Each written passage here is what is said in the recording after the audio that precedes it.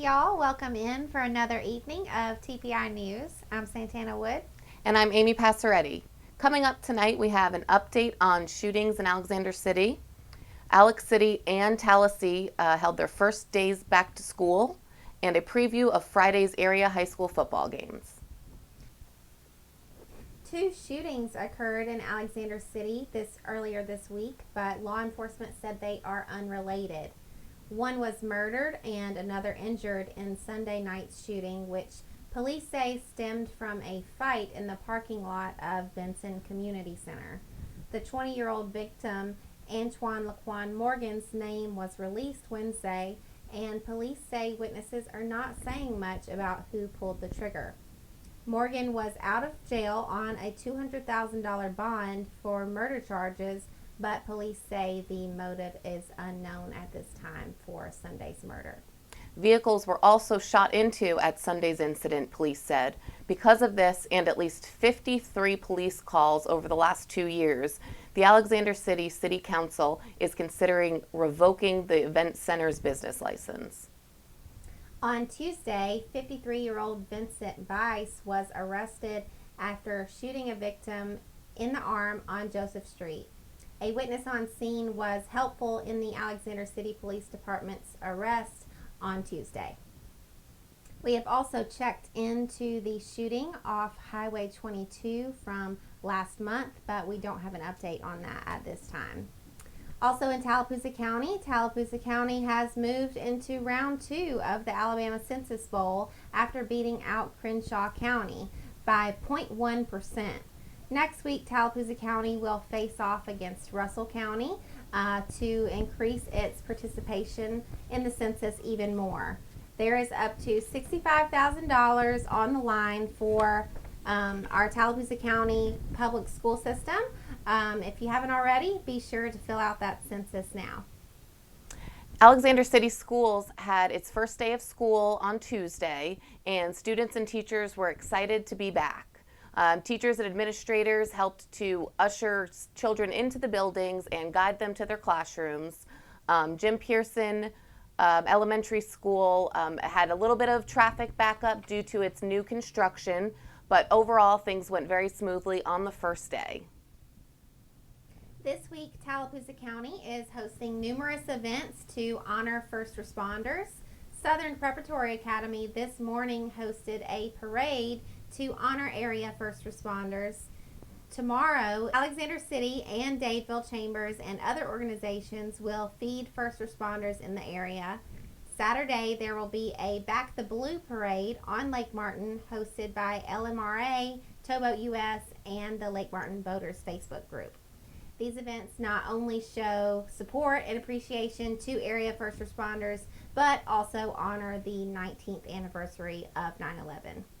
We are going to go to a quick break, and we will be right back with some Elmore County and sports news.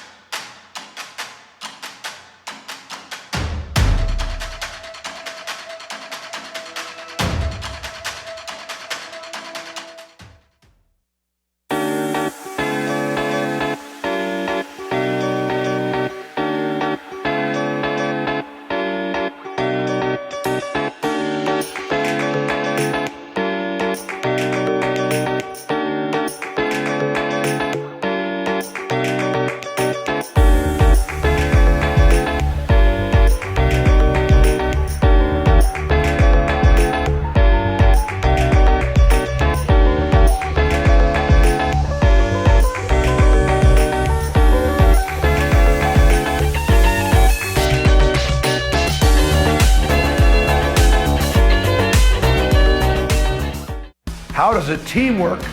A team works together. And it's no different from the census. It takes all of us to improve the future of our university and our state. I'm Bruce Pearl, and I took the 2020 census. Can I count on you? Welcome back. In Elmore County, Tallahassee City Schools went back to school this week, and Carmen Rogers sat down and spoke to Tallahassee Elementary School Principal Shanika Beecher. Hello everyone and welcome. I'm Carmen Rogers, Bureau Chief at the Tallahassee Tribune. Students headed back to Tallahassee City Schools this week, and I was able to catch up with Ms. Shanika Beecher, principal at Tallahassee Elementary School, who was excited to see students headed back to the classroom. Everything is going great. We're excited to have our students coming back to school. As you can see, the car rider line behind us, everything is transitioning perfectly. Excited to have our kids back. Thank you, Ms. Beecher, and thank you for watching. Until next week, I'm Carmen Rogers reporting for Tallapoosa Publishers. Also in Elmore County, Governor Kay Ivey announced that one of 3 future men's prisons in the Alabama Department of Corrections facility plans will be located in Elmore County. Alabama has been in the process of reforming its corrections system by replacing prison facilities that pose the greatest risk to public safety, place the largest financial burdens on taxpayers, and inhibit the development of programs for inmate rehabilitation, according to a news release from the governor's office.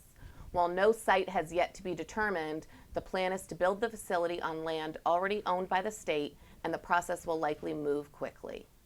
We are going to take another quick break, and we will be right back with sports.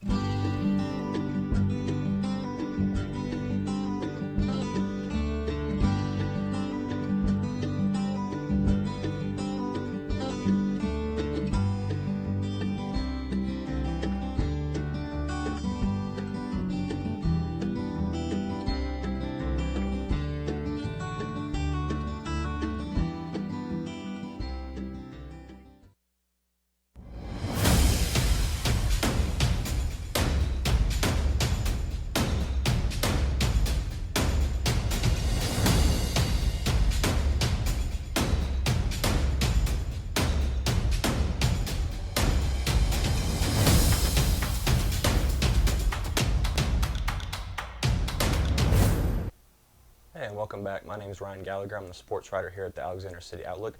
Going to be getting into some games that are coming in this Friday night. Should be an exciting batch of games on the slate. First, we got Helena coming to Benjamin Russell.